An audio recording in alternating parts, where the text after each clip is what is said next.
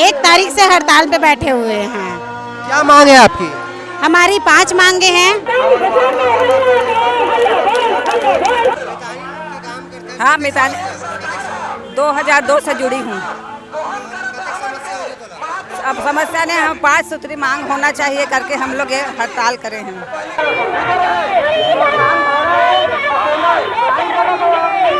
गर्भवती का है, कोई जरूरी आगे कहीं अचानक से बोला अस्पताल ले जाना है, भूखे प्यासे हमला जाना पड़ते, रात भर जागरण रहना पड़ते वहाँ।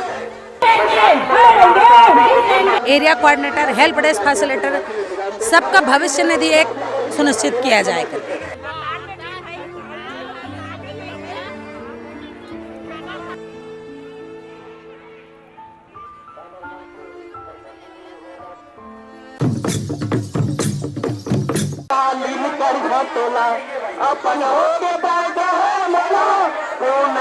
ये भीड़ जो आप मेरे पीछे देख रहे हैं, एक तरफ स्टेज बना हुआ है, यहाँ पर कुछ लोग नारे लगा रहे हैं, उनके पीछे यहाँ हजारों की संख्या में लोग नारे लगा रहे हैं।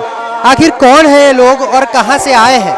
क्यों ये राजधानी रायपुर के बूढ़ा तालाब में इस तरह धरना दे रहे हैं और लगातार ये धरने का 15वां दिन है। जी हाँ, आपको बता दें 1 अप्रैल से लगातार स्वास्थ्यकर्मी, मितानिन स्वास्थ्यकर्मी यहाँ पर मौजूद हैं, लगातार धरना दे रही हैं, अपनी मांगों को लेकर सरकार को बार बार सरकार के वो वादे याद दिला रहे हैं जो चुनाव के दौरान सरकार ने अपने घोषणा पत्र में लिखे थे। आज राजनांदगांव जिले से यहाँ पर कुछ लोग आए हुए हैं, उनसे बात करते हैं कि आखिर क्या कुछ मांगे हैं उनकी और क्या क्या बातें हैं आपसे। कहाँ से आए हैं आप लोग आज? हम लोग आज राजनांदगांव जिले से आए हैं सर, और 1 तारीख से हड़ताल पे बैठे हुए हैं। क्या मांग है आपकी? हमारी 5 मांगे हैं।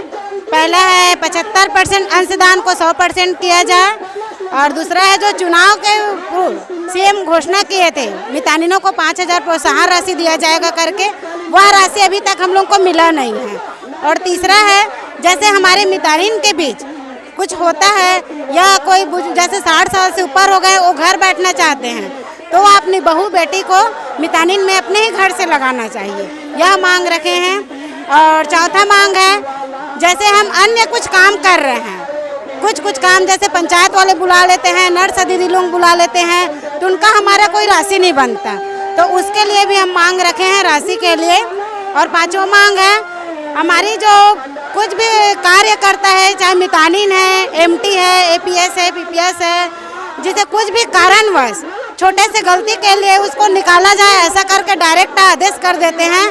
जब तक उनकी पूरी जांच पड़ताल ना हो जाए उसे ना निकाला जाए। यह हमारी 5 मांगे हैं। लगातार प्रदेश के अलग अलग जिलों से रोजाना यहाँ पर हजारों की संख्या में मितानिन आ रही है, कुछ उनका सहयोग करने आ रही है, कुछ आसपास के जिलों से आ रही है। जिस तरीके से आप देख सकते हैं आज यहाँ पीछे जो भीड़ लगी है ये राजनांदगांव जिले से आई सभी मितानिनों की है। इनके साथ लगातार सुबह से लेकर अब तक बहुत से ऐसी मितानिन हैं जो लगातार जुड़ रहे हैं इनके साथ, इनका सहयोग कर रही हैं। और भी लोग हैं, उनसे बात करने की कोशिश करते हैं कि आखिर क्या इनकी मांगे हैं और किस तरीके से ये बाकी चीज़ों को लेकर के बात कर रही हैं।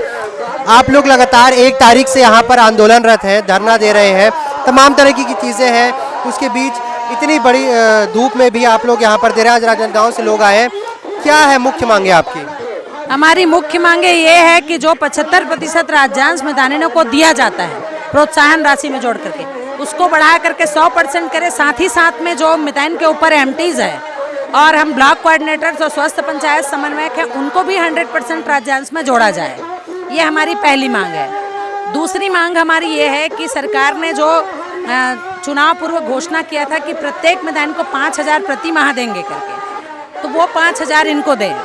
और तीसरी हमारी मांग ये है कि यदि मितानिन कार्यरत है, मितानिन को यदि कुछ हो जाता है तो उनके स्थान पर किसी और को अन्य चयन किया जाता है, तो उनके स्थान पर उनके परिवार वालों को प्राथमिकता दें करके।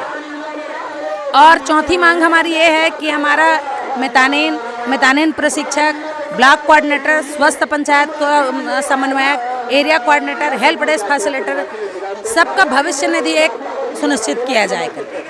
लगातार फिलहाल अभी सरकार से आपको कितनी राशि मिलती है और मितानिनों को क्या कुछ सुविधाएं मिलती हैं? मितानिन को सुविधा कुछ भी नहीं है। सरकार तरफ से इनको कार्य आधारित राशि मिलती है, इनका कोई निश्चित मानदेय नहीं है। यदि प्रकरण नहीं रहा तो मितानिन का जीरो भी हो जाता है। और जो मितानिन के ऊपर मास्टर ट्रेनर हैं, जो हमारे एमटी साथी हैं, वो 25 दिन काम करते हैं, उसके एवज में उनको 10,000 रुपये मिलता है। और उसके ऊपर हम ब्लॉक कोऑर्डिनेटर, स्वास्थ्य पंचायत समन्वयक हम लोग हैं, तो हम भी 25 दिन काम करते हैं, 50 से 60 किलोमीटर रोज आना जाना करते हैं और हमको 15,000 रुपये महीना मिलता है क्षतिपूर्ति। और उसमें यदि हमारे घर में कुछ हो जाता है, मान लो कोई मर गया या कुछ हो गया, तो उसका हमारा पैसा माइनस कर दिया जाता है, हमको नहीं मिलता क्षतिपूर्ति उसका। यानी जितना दिन हम काम करते हैं उतने दिन का ही हमको क्षतिपूर्ति मिलता है। फिलहाल लगातार आप लोग 15 दिनों से यहाँ पर आंदोलनरत है, न जाने आपका आंदोलन कितने दिन और चलेगा, मगर फिलहाल सरकार के सामने जब आपकी मांगे जाती है तो सरकार का क्या कहना है? सर, हम लोग स्वास्थ्य मंत्री से भी कल मुलाकात किए थे, तो उनका वही कहें तो हम लोग वही बोलें कि जब से सरकार बनी है तब से हर मंच पे हमने प्रयास किया है अपने अपने स्तर पर आपको मांग पत्र को देने का, लेटर को देने का, और कहीं न कहीं सरकार को हमारी मांगों के बारे में मालूम है, लेकिन उसके बाद भी प्राथमिकता से नहीं लिया गया है। और अभी भी यानी पूर्ण सहमति बनी नहीं हुई, उनकी तरफ से हमको ठोस आश्वासन नहीं मिला है कि जिसको लेकर के हम हड़ताल खत्म करेंगे। तो हमारा कहना वही है, हमको ठोस आश्वासन मिले। घोषणा पत्र में किए वादे को लेकर स्वास्थ्य मंत्री क्या कहते हैं? उनका कहना वही है कि जब हमने घोषणा किया था तब इस तरह से कोविड वाला प्रकरण नहीं हुआ था और अभी वित्तीय स्थिति खराब है, इसलिए थोड़ा मुश्किल होगा बोल रहे हैं। और उसमें जबकि सिर्फ जो 5,000 राशि वाला है घोषणा वाला, उसमें हम सिर्फ मितानिनों की ही बात कर रहे हैं, उसमें MTBC SPS इंक्लूड नहीं है, हम सिर्फ अपने लिए अंशदान पर ही जोर दे रहे हैं।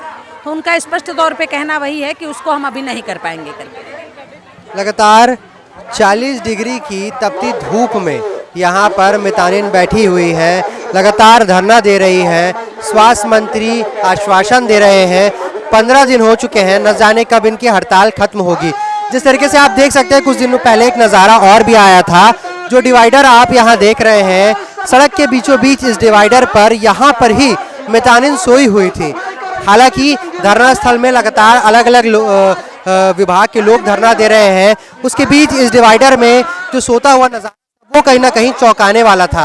अब देखना होगा कि सरकार का रुख क्या होता है और किस तरीके से सरकार इनकी मांगों को सुनती है, और आखिर कितना समय लगेगा इनके इस धरने को खत्म होने पर, और प्रशासन किस तरीके का रवैया अपनाता है।